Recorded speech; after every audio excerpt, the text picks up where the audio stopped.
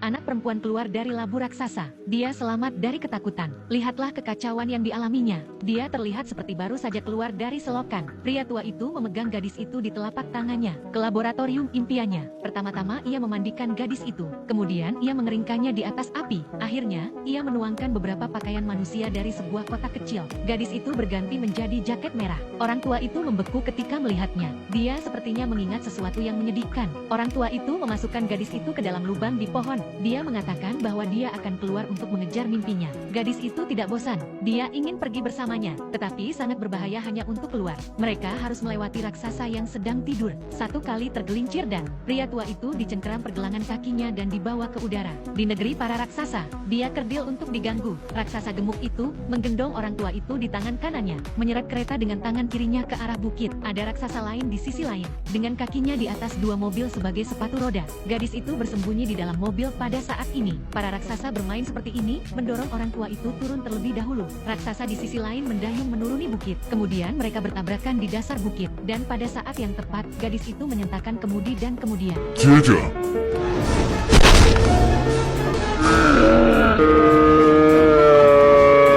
sulit untuk mengetahui siapa yang harus merasa kasihan. Baru saja, langit penuh dengan awan, dan tak lama kemudian hujan turun dengan deras. Dan raksasa-raksasa ini takut akan air. Mereka semua bersembunyi. Orang tua itu mengambil kesempatan untuk memasukkan gadis itu ke dalam tasnya. Akhirnya mereka berangkat dalam perjalanan mereka. Mereka mengikuti garis puncak melalui awan. Mereka berjalan dari siang hingga malam. Akhirnya mereka berada di negeri impian fantasi. Orang tua itu lepas landas dengan cepat, dan terjun ke sungai, langsung ke dunia lain. Gadis itu mengikuti langkah orang tua itu, dan melompat ke sungai. Gravitasi berbalik seketika. Orang tua itu membalikkan gadis itu. Ia berkata dengan cara yang mendalam, "This be where all my dreams is beginning."